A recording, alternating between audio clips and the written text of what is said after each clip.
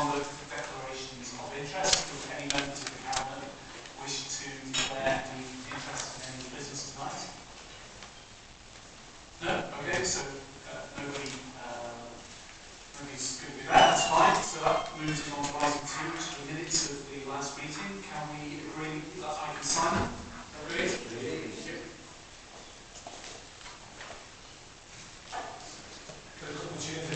Can we? Thanks so much.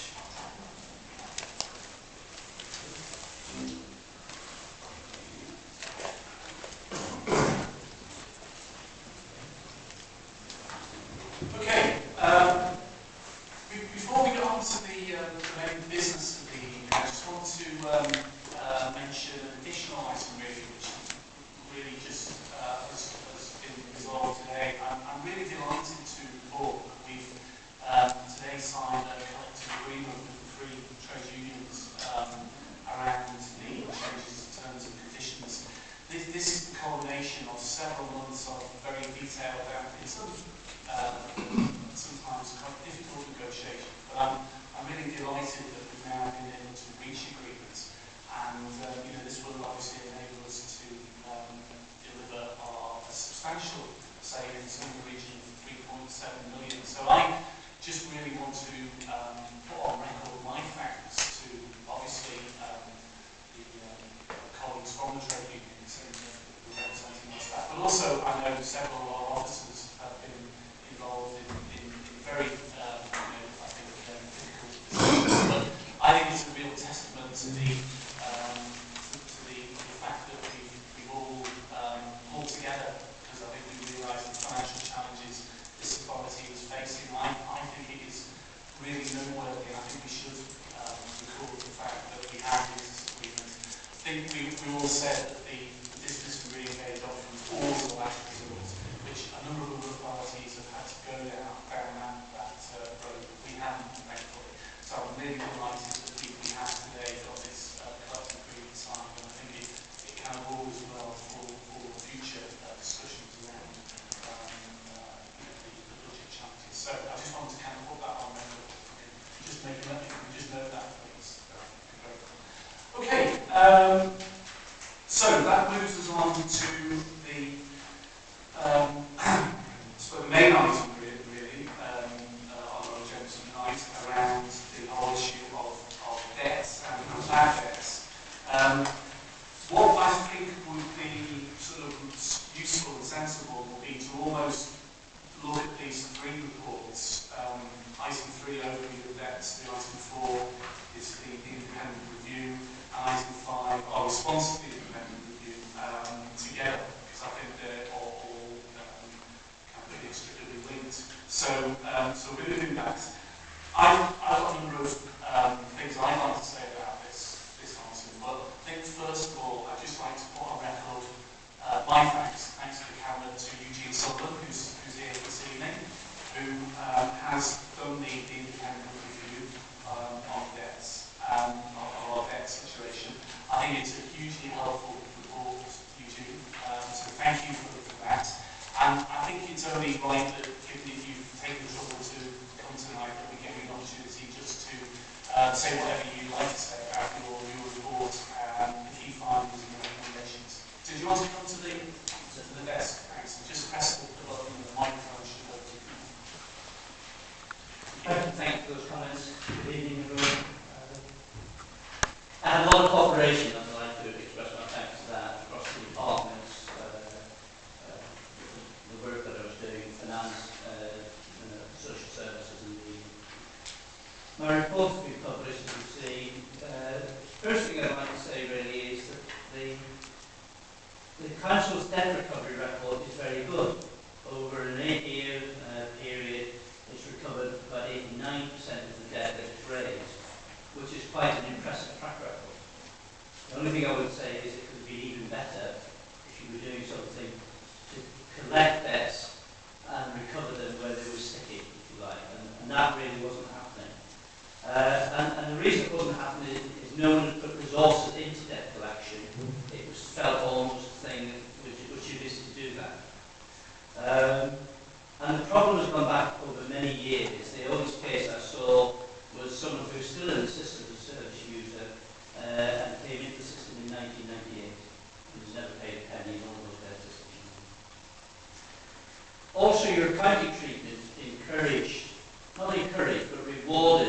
department for raising debt because it went into its budget.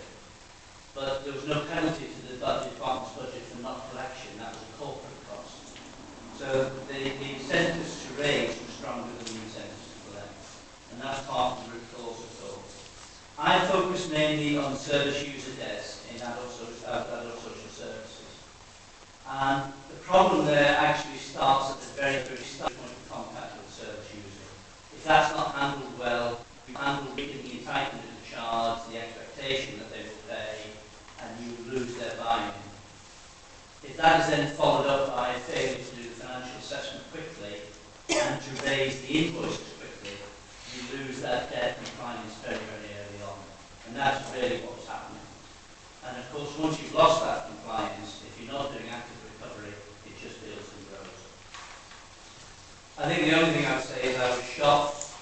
Really, I couldn't comprehend why it had been allowed to go on so long, given that people were aware of it at the most senior levels across 3 departments. I felt that someone should have realised that sooner or later this problem was going to escalate and had to be dealt with, and it was only getting worse with inaction. And that, I suppose, was the main shock to me. There's an acute awareness now of the debt position and the importance of debt collection and debt recovery. A lot of action has been taken since my report, and that action has been taken in the Adult Social Services Department, in the Finance Department, and in the Legal Department. And I'm comforted by what I've seen. I returned about 3 weeks ago to have a look at action on the progress on the action plan, and I was really encouraged by that. The only word of caution I would say is that some of those arrangements are not yet sustainable, and some of the resources are temporary resources doing those functions without looking at the permanent solution.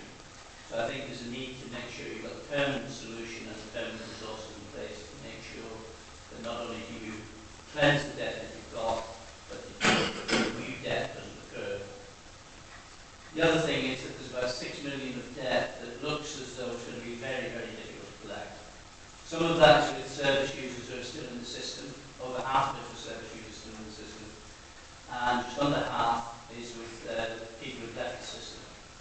And that they're going to be very, very difficult to collect. My only piece of advice to the council would be to leave no stone unturned before you write off debt. That's all I have to say. Okay, thanks. Thanks very much. Has anybody questions for Eugene? I'm going to say a few things, but we need to raise anything. Okay, thanks, Eugene. Thanks very much for those comments.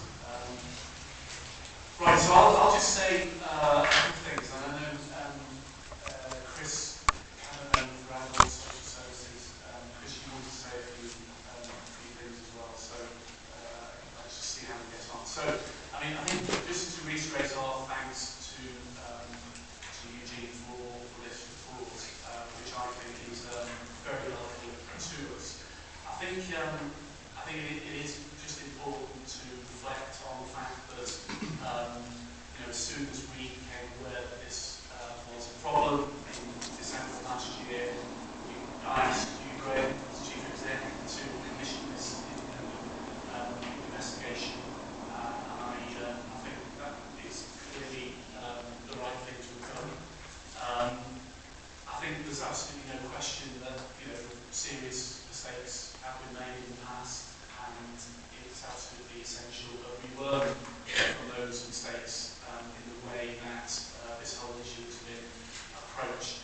But I think also it's important to say that as an administration that believes in openness and transparency, I think it's right and proper that we're putting all of this information, including Eugene's report, into the public domain, and indeed on the agenda for this cabinet this evening, so that everybody can see the evidence and the findings and the recommendations. So I think that's important. Eugene's already sort of said that generally our collection rate of debt is reasonably good, 81%. And although if you add not just the social services debt, but the other departments, we've got somewhere in the region of 31 million, looking at table 1 in item 3. I'm heartened by the fact that between November last year and April this year, we collected 15 million, which I I think is good performance. Still a lot more to do, but we've reduced the debt by 48%, which I think is a good result. And we think a further 5 million, around 5 million, according to the report, is collectible. And clearly, we're having to write off some 6 million of debt, and that was included in our 2013-14 budget as part of the exceptional items. Now, the other point I just wanted to make, a couple of points I wanted to make, is I think there's been some comments in the press that somehow these bad debts is it's the reason why we've got the financial difficulties that we've got. I certainly want to make clear that bad debts are in addition to the savings that we're having to fund, the 109 million over 3 years. So even if we would have not had any of these debt issues, we would still have a significant sum of money to save over 3 years as a result of the way government funding has been reduced, particularly in those key areas that we've discussed before, around adult social services and children. So I just think it's very simplistic to argue that the reason why we've got this financial challenge is because of the debt issue. It's certainly not helped, but we've addressed this issue in our budget as part of an exceptional item on top of the cuts we're having to find. I think the other thing that I would just reflect on is clearly the reports that we've got before us tonight is saying that no elected members knew about this debt. And indeed, I think one of the flaws in the whole system is that there wasn't a proper reporting regime to elected members on debt so that we could see all the facts and figures and see how it's building up. And I'm pleased that it's this administration that has actually taken action because, as Eugene said, I thought that your analysis went back as far as 2006, but you were saying that you were looking at a case that goes back as far as 98. The debt recovery period that I looked at was back to 2006. Yeah. But the earliest case that I saw was 1998. Right, okay. So clearly this goes back a number of years, but I'm pleased that we've taken action. So I think in terms of these reports this evening, I think it is, as I said at the start of my remarks, it's important to acknowledge the kind of failures of the past, and that's important. But having done this commission review from Eugene, I think I'm heartened that we've already started to put in place procedures and actions to address outstanding debt and to make, more importantly, to make sure we don't get in this situation again. I think this is part of our general strategy around dealing with the financial failures of the past and trying to move forward on a more sustainable footing. And that was clearly one of our key messages from the Peer Challenge review around putting the council's finances on a sustainable footing as part of our improvement plan. Clearly, Eugene, as you say, in your report, you identified a number of weaknesses, particularly around debt collection and adult social services. I'm pleased that, for example, we've identified the issue about the lack of linkage between when financial assessments are done and when care packages are put in place. And clearly, that's being addressed now, which I think is good. And also the fact that quite often clients were not always aware that they had to pay for care. That was one of your key findings as well. And as well, as you mentioned, debts were simply not chased up in a proactive way. So I think it's heartening on particularly adult social services that we have started to put those processes in place. The social services outstanding debt's gone down from 24.7 million to 14.8 million, which is good. And I think we can make further progress on that. I think that, again, one of the points I picked up from Eugene's report, that there is clearly, I think, awareness in DAS, and that's very heartening that action plans to be put into place. And Eugene, you commented on the fact that we put temporary resources in place to cleanse the current deposition. But the key step now is to make those permanent, and I think that's one of the recommendations in this one, future reports tonight, which I certainly support, to have that permanent capacity for collection and recovery to make sure these problems don't occur in the future. And then there are 4 other recommendations which I particularly wanted to highlight, which I thought was important. One is around having risk registers and people on the management teams regularly considering the debt position in their areas of the organisation, and managers who have responsibility for budgets and or income having appropriate training, and that we should put adequate resources into our legal team to make sure that recovery action is taken. And then I mentioned before that I think this is really important that we have in future regular reports to cabinet scrutiny. And the other committee that I thought was relevant in this is the Audit and Risk Management Committee should have reports around them. So, from my point of view, to sum up, I'm pleased that we have identified this problem. I'm encouraged that we've got an action plan in place on the back of Eugene's findings, and I totally support the action plan and hope we can adopt it tonight. And I also think it's important that we've been open and transparent in publishing all this information in the public domain and making commitment to bring regular reports to members which can be scrutinised and relevant questions could be asked. So I'm going to stop at that point, and then I'll just give you comments about specifically what recommendations we should agree. But before I do that, I'm just going to Chris in, because I know you want to say something about the actual social care side of the care. Thank you, Chair. Well, I think we've probably said it all, can we? Just to say thank you again to Eugene for the report and the really helpful comments that he's made and in developing the action plan. We are aware now about all the malpractices in areas of the council in assessing the social care income.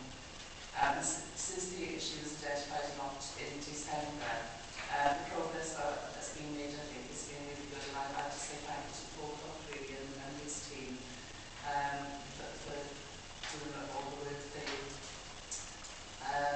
Some of the issues we came across really were things like direct debits, for instance, and now that the facility is there to pay by direct debit, hopefully that will sort out a lot of the just incoming needs. And the prompt financial assessments which you mentioned, Phil, it doesn't roll people into the sense that they don't have to pay, and I think that's where the problems have started in the past. DAS will receive credit from income collected, and the directorate therefore has every incentive to maximise its income collection, working closely with the course finance and legal. So I would really support you. Okay, so in terms of recommendations from these 3 reports, if I could move the volume, please, Sergio or Graham, just tell me if I've missed anything out. So in terms of item 3, overview of debts. So I'm happy to move that we agree recommendations in section 2. Particularly, I'd like to highlight the increase in resources to undertake recovery work on a self-funding basis, and also the referral of all the 3 reports actually on tonight's agenda to sit for the reasons set out in report item 3, paragraph 3.5. So that's my recommendations in 3. Let me deal with them all together, and then it just makes sense. On item 4, I'd like to suggest that we both welcome Eugene Sullivan's review of some debt, and particularly thank him for this work. And I would suggest that we agree all the recommendations in his report that go on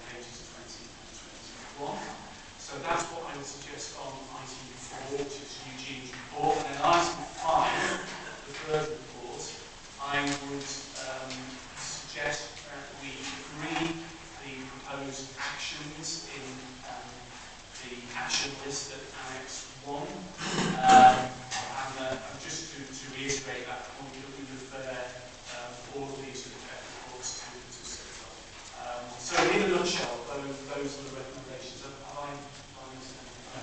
So, is that seconded? Okay. Can we agree those recommendations? Agree. Agreed. Okay. And thanks once again to Eugene and the board and the whole team for the work on this. Thank you very much.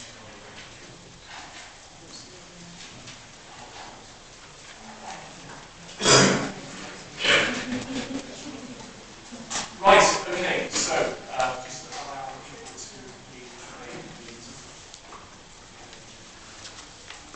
Okay, so that's effectively dealt with items 3, 4, and 5. So I'm now going to move us on to another really important topic, which is item 6, and that's the transformational project. I'm going to ask Anne Blackwell to introduce us for thanks. Thank you, Chair. Thanks. Chair, the purpose of this report is to set out the key transformational projects for Cabinet approval. Background to this report is that the peer challenge in the autumn of 2012 made a series of recommendations, one of which was that we needed to take decisive action on service delivery and look at other good practice within the local government family. Cabinet on 15